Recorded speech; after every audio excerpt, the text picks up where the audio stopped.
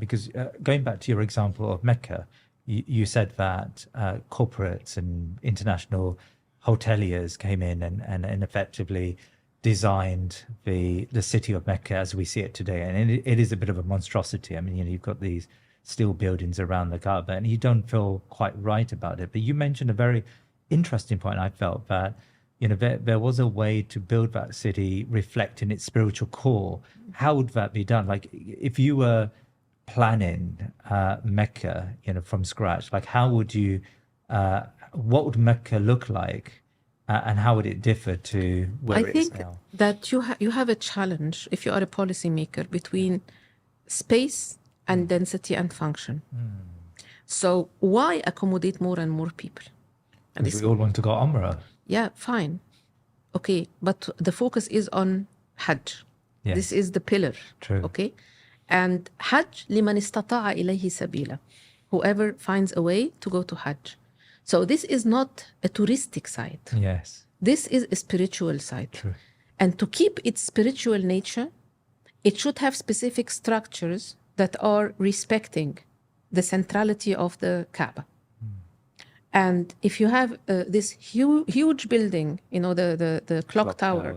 Yeah. Okay, I once was sitting with the previous Minister of Education in the UK, and we were sitting and discussing something about heritage, etc. And he was at the time he's not anymore in his position, and he went to play a role in Cambridge. So he was talking about how they are trying to preserve the heritage of Cambridge, etc. And of course, we know the very famous story of Oxford Center for Islamic Studies. The first design for the new buildings of the center were rejected by the council because they were too Islamic.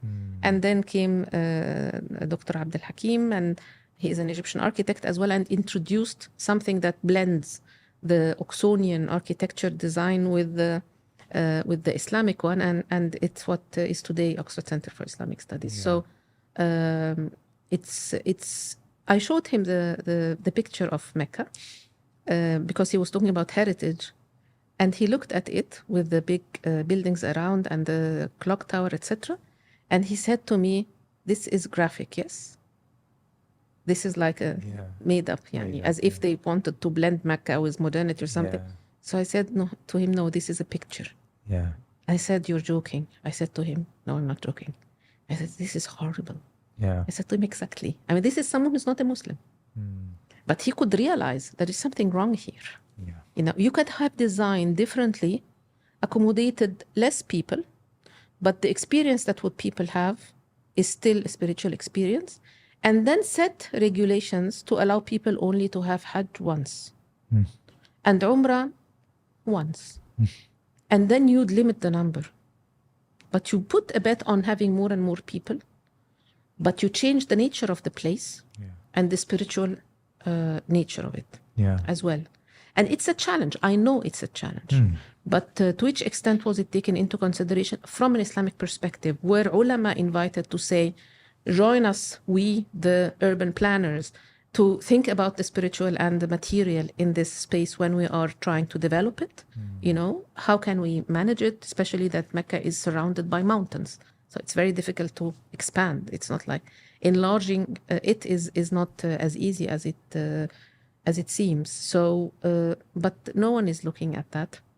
And I think that there were attempts by some Saudi urban planners and architects to sort of say, you have to slow down a bit, and we have to take into consideration that the enlargement of the Haram and more people coming needs also facilities, needs housing, etc. What happened also, because what you mentioned, tourism and hotels and chains of hotels, etc., that the class distinction became very important so now you have what we call 7 stars Hajj. We have Hajj tours, or whatever you call it, Hajj groups going to Hajj from Egypt. Some of those groups, Hajj costs £1,700,000 Egyptian pounds. And this is something like $35,000. And this is much. The problem is, once you have that level, the ceiling goes higher, but also the bottom goes higher.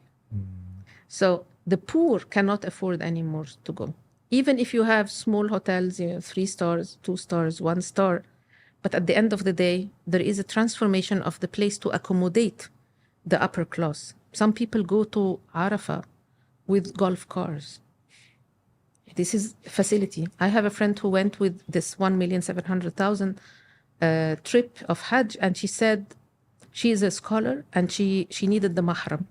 Her brother is a businessman. She's a socialist, interestingly, but she had to go with him. And she said that I traveled west and east. She said in the open buffet, there was food that I never saw before. So the nature of Hajj itself transforms. And I still remember when they built the big hotels, some of those hotels offer timeshare. Yeah. So that you can own time in these places. And you can sort of, the timeshare system, you set when the dates are for you to go, etc. And they were making the marketing with this motto, have a gaze on the Kaaba. It's like, this is exactly what Dr. Ali Abdul Ra'uf mentioned when he said from Mecca to Las Vegas. It's a bit harsh, the title of the book, but it's also, the reality is very harsh as well. So there is also the economic aspect, and the economic aspect not only of producing the space, but also of consuming the space. So less and less poor people in the Muslim Ummah now can actually afford Hajj because the rich are taking more and more space. Yeah. And there is no control over this division. And also in our own cities, across time, even till recently in big cities in the Muslim world, the rich neighborhoods were close to the poor neighborhoods, and the poor would benefit from the rich. They would work somehow with them. They would provide them with services, with the food, with whatever. But now there is that urban segregation that is taking place. And once you have urban segregation, we are not brothers and sisters anymore in the city. It's the bond becomes much more. There is a stratification. And one of the little stories matter, by the way, because they indicate what the change that is going on. Yeah. And I remember that it was shared on Facebook, between Egyptian friends, a picture of a conversation that was taking place on the WhatsApp group of a compound. And the person there, it was a very, very expensive compound. And the person was saying, this is a sensitive issue, but I have to talk about it, frankly. It's unacceptable that the drivers of our cars and the security people are praying next to us in the mosque. Wow. Yes. Subhanallah. But you can see it coming. If people are segregated, you can see it coming. The poor become black. It's like the race. So we should provide them with a good, nice place. We're ready to donate for that, but that they have their own place to pray.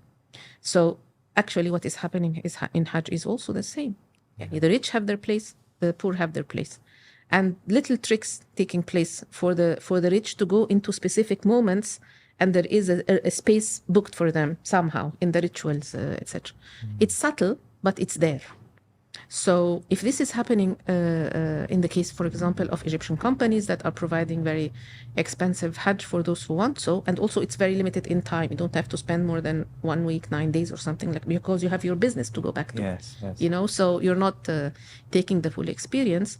And there is so much going on in our cities. And one of the things that are actually very interesting to remember is that when catastrophes happen, people think that it's their own fate.